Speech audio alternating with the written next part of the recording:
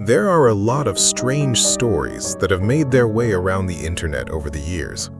Most of them are easy to dismiss. Someone sees something in the dark, gets scared, and later the story grows a little with each retelling. But every once in a while, you come across a story that is so oddly specific that it ends up becoming a legend of its own. That's basically what happened with the black-eyed children. The stories describe children who appear completely normal at first. They're usually young, somewhere around 10 to 14 years old, and they generally aren't described as looking like monsters or anything obviously supernatural.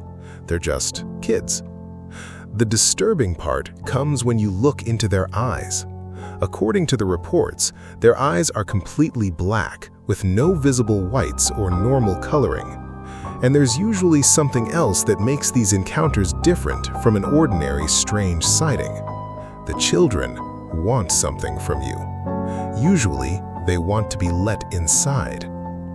One of the earliest and most famous accounts came from a man named Brian Bethel, who said he encountered two of these children in Abilene, Texas in the late 1990s. Bethel later wrote about the experience, and whose story became one of the main accounts associated with the black-eyed children legend. According to his account, he was sitting in his car outside a movie theater one night. He was apparently there to use a computer, and the situation started out completely normally. Then, two boys approached his vehicle. The boys looked young, they weren't dressed strangely, and there wasn't anything immediately threatening about them. One of them knocked on the window and asked Bethel for a ride. They supposedly told him that their mother was waiting for them at a nearby house and that they needed to get home. At first, Bethel didn't think much of it. Kids sometimes ask strangers for help, especially if they claim they've been separated from their parents. But instead of simply giving him an address and letting him decide whether to help, the boys kept insisting that he let them into the car. That apparently bothered him. He asked where they lived and questioned them about why they couldn't simply walk home. The boys continued asking him to open the door. They reportedly said that they couldn't get inside unless he let them in.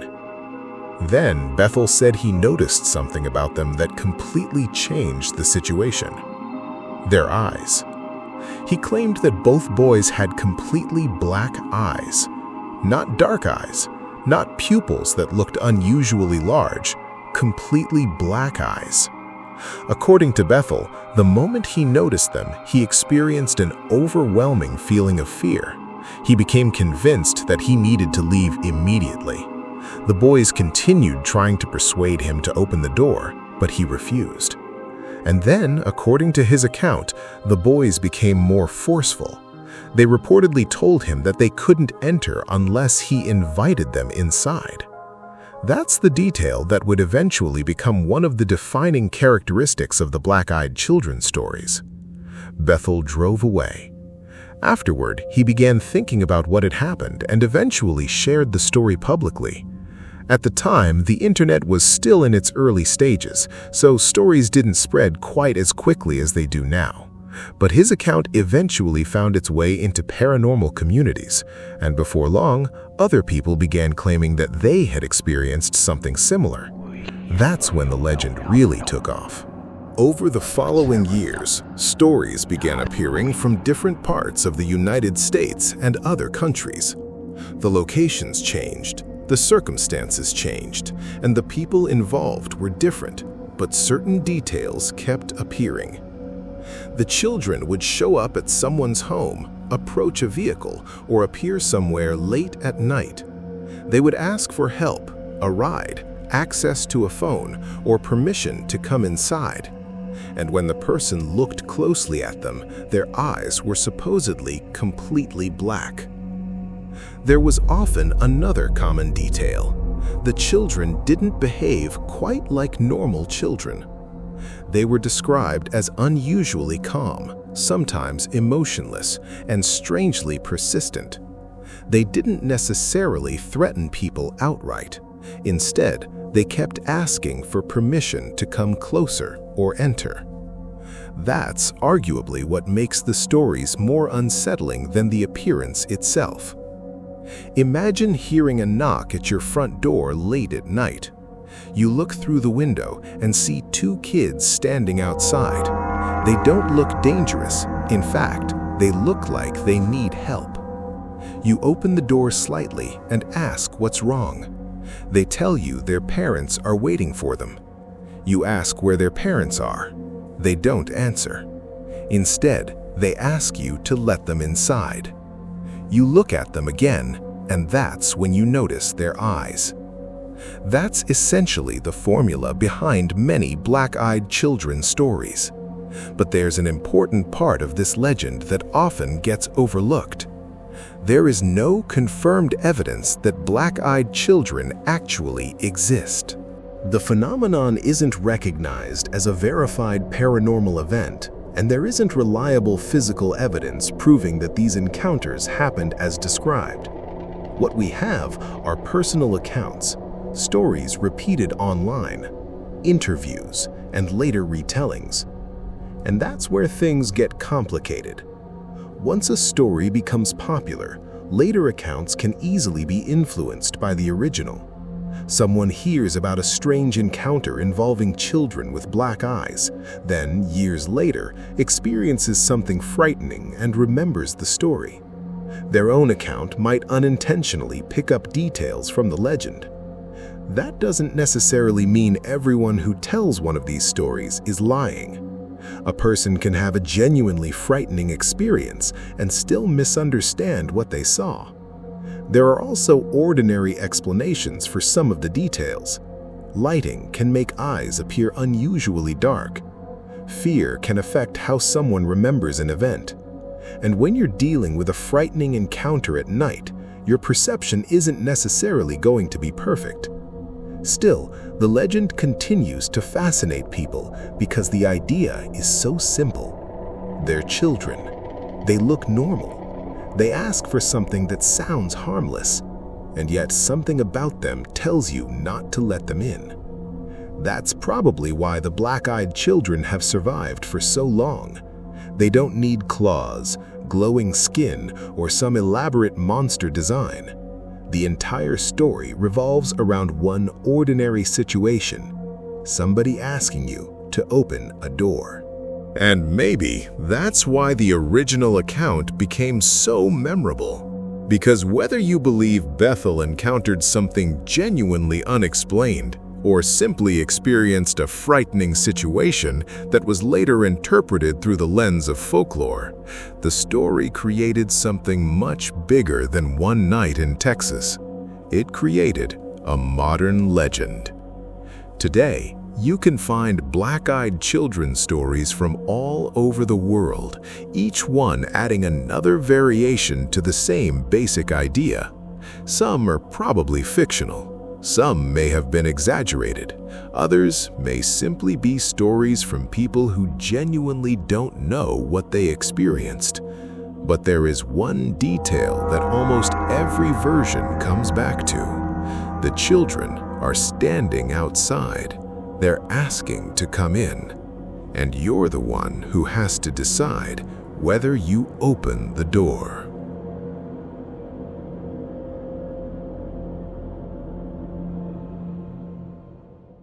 In 1929, a man was investigating one of the strangest houses in England when he heard a bell ringing inside an empty room. That alone wouldn't have been enough to convince anyone that a house was haunted. Old buildings make noises, pipes knock, wood shifts, windows rattle, and bells can move for all kinds of reasons. But this wasn't the only strange thing happening at Borley Rectory. By the time investigators arrived, Borley Rectory had already developed a reputation for being one of the most mysterious houses in England. But the story didn't begin with the investigators. It started much earlier. Borley Rectory was built in the 19th century in the small village of Borley in Essex, England. The building stood next to the local church, and from the outside, there was nothing particularly unusual about it. It was simply the home provided for the local rector and his family. Then, according to later accounts, strange things started happening. One of the earliest stories involved a mysterious nun who was supposedly seen walking near the rectory and church grounds. According to the legend, she was believed to be the ghost of a nun who had fallen in love with a monk from a nearby monastery. The two supposedly planned to run away together, but their relationship was discovered. The story gets much darker depending on which version you hear. Some versions claim the nun was punished and eventually killed, while others say she was murdered after attempting to escape. There's just one problem. There isn't solid historical evidence proving that this particular nun ever existed. The story became part of Borley's folklore, but separating what actually happened from what was added later is one of the biggest problems with the entire case. Still, people living at the rectory reported strange events. In the early 20th century, the house was occupied by Reverend Henry Dawson Ellis Bull and his family. During their time there, they reportedly heard unexplained noises around the building. Later, stories emerged about objects being thrown, mysterious sounds coming from empty rooms, and bells ringing without anyone pulling them. The family even reportedly installed a system to help control the servants' bells because they would sometimes ring unexpectedly. Again, none of this necessarily proves anything supernatural. Old houses are full of strange sounds, and mechanical systems can malfunction. But Borley Rectory's reputation continued to grow. Then, in 1928, Reverend Guy Eric Smith and his wife moved into the rectory, and this is where the story became much more widely known. According to accounts from the time, Mrs. Smith was cleaning a cupboard when she discovered something unusual. She found what appeared to be a parcel wrapped in brown paper. Inside was what appeared to be a skull. The discovery reportedly disturbed the family, and soon afterward, they began noticing other strange occurrences around the house. One evening, Reverend Smith's wife reportedly saw a light moving around outside. She looked out of the window and believed she saw what appeared to be a horse-drawn carriage. The family eventually contacted the Daily Mail newspaper. That decision would change the story of Borley Rectory forever. The newspaper sent paranormal investigator Harry Price to the house. Price was already well known for investigating supposedly haunted locations, and Borley Rectory gave him plenty to work with. During his investigation, he reported hearing unexplained noises and witnessing strange activity. Objects allegedly moved, bells reportedly rang, and there were claims of mysterious messages appearing on the walls. The reports attracted enormous public attention. Borley Rectory became famous. People started visiting the property, and stories about the haunting continued to spread. But Price himself remains a controversial figure. Some researchers later questioned his methods and argued that certain events may have been exaggerated or even staged. And that matters because Price's investigations became a major source of the Borley story. If some of the events were manufactured, exaggerated, or misunderstood, then the reputation of Borley Rectory may have been built partly on stories that weren't as mysterious as they first appeared. Then came one of the most dramatic events in the entire case. In 1937, Price rented the empty rectory and organized what he called a year-long investigation. A group of volunteers stayed in the building and recorded strange events. According to the reports, objects moved around the house, stones and other items were thrown, and mysterious messages appeared on the walls. There were also claims of strange lights and unexplained noises. The investigation produced a huge amount of material, and Borley Rectory became even more famous. But not everyone was convinced. Some investigators believed the activity was caused by people rather than ghosts. Others suggested that the building itself, combined with expectation and fear, could explain much of what witnesses experienced. And there was another problem. The more famous Borley became, the harder it became to separate the original reports from the stories that had grown around them. Then, in 1939, the rectory suffered a major fire. The building was badly damaged and eventually demolished. And that could have been the end of the story, but it wasn't. Reports of strange activity continued even after the building was gone. People claimed to see apparitions around the ruins and nearby churchyard. The story had effectively escaped the house. Today, Borley Rectory is remembered as one of Britain's most famous haunted locations, but whether it was genuinely haunted is much harder to answer. There were certainly people who claimed to experience strange things there. There were investigations, newspaper reports, photographs, written accounts, and plenty of witnesses.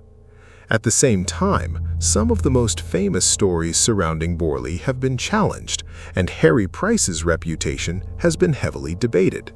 So maybe Borley Rectory really was haunted. Maybe ordinary events were misunderstood and gradually turned into something much bigger.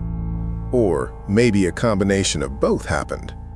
What makes the story interesting isn't necessarily proving that ghosts existed inside the rectory. It's how quickly a normal house became something else entirely. A place where every unexplained sound became a possible warning, every movement became a possible apparition, and every person who walked through the door already knew what they were supposed to expect. Because sometimes the most powerful part of a haunting isn't what you see, it's what you've already been told you're going to see.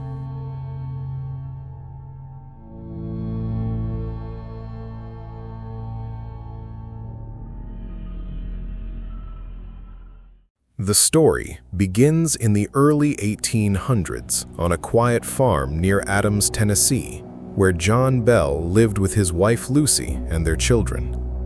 By all accounts, they were an ordinary family. They worked the land, attended church, and lived a peaceful life that wasn't much different from anyone else in the community. That ordinary life purportedly changed one evening when John noticed a strange animal wandering through his cornfield. At first, he thought it was a large black dog, but the closer he looked, the less familiar it seemed. Some descriptions compared it to a dog with the head of a rabbit. Others claimed it looked like no animal anyone had ever seen before. Confused, John raised his rifle and fired. When the smoke cleared, the creature was gone. Most people would probably dismiss something like that as poor visibility or an overactive imagination. John tried to do exactly that, but according to the Bell family's own accounts, the strange encounter was only the beginning. Not long afterward, unusual sounds began echoing through the house after dark. It started with faint knocking on the walls, almost as if someone outside was trying to get their attention. Then came scratching beneath the floorboards, footsteps in empty rooms, and what sounded like chains being dragged across the wooden floor late at night. John searched the house more than once, convinced an animal had gotten inside. Every search ended the same way. Nothing. As the weeks passed, the disturbances became harder to ignore. The Bell family's youngest daughter, Betsy, began waking up in the middle of the night terrified. She claimed someone was pulling at her blankets while she slept. Other times, she said invisible hands tugged her hair or slapped her across the face. Her screams would bring the entire family running, but every room they searched was empty. Naturally, word began spreading through the community. Some neighbors laughed at the stories. Others were curious enough to spend the night at the Bell home just to see if there was any truth behind them. Several visitors later claimed they had heard the strange noises for themselves, and a few even insisted they experienced things they couldn't explain. Then the story took an even stranger turn. According to those who were there, the mysterious presence eventually began speaking. At first, it was little more than whispers drifting through the house. Over time, those whispers became clear conversations. The unseen voice laughed, sang hymns, quoted passages from the Bible, and even revealed personal information about visitors that it supposedly had no way of knowing. Eventually, the entity introduced itself by a single name: Kate. From that point on, people stopped referring to the strange events as a haunting. They simply called it the Bell Witch. One detail that appears again and again in the legend is how differently the entity treated members of the Bell family. Lucy and the younger children were said to be left mostly alone, while Betsy and John Bell became its primary targets. The voice constantly mocked John, insulted him, and, according to the stories, even struck him without warning whenever he tried to ignore it. As the years passed, John's health began to deteriorate. He suffered unexplained episodes of weakness, difficulty speaking, and violent facial spasms. Doctors of the time couldn't agree on what was causing his condition, and in December of 1820, John Bell died. What happened next is perhaps the most controversial part of the entire story. According to family accounts, a small bottle containing an unknown liquid was discovered near John's bed. The mysterious voice allegedly claimed responsibility for his death, boasting that it had finally accomplished what it set out to do. Whether that actually happened has never been proven. In fact, many historians believe large parts of the Bell Witch story became more dramatic as they were passed from one generation to the next. Even the famous tale that future President Andrew Jackson visited the Bell Farm remains heavily debated, with little historical evidence to confirm it. And maybe that's exactly why this story has survived for so long. It's a strange mix of documented history, eyewitness accounts, folklore, and decades of retelling. Somewhere along the way, those pieces blended together into one of America's most endearing ghost stories. So was the Bell family haunted by something they couldn't explain? Or did an ordinary family become the center of a legend that simply grew bigger with every generation that told it? More than 200 years later, no one knows for certain. But if a story can still spark that question after all this time, maybe that's its greatest mystery of all.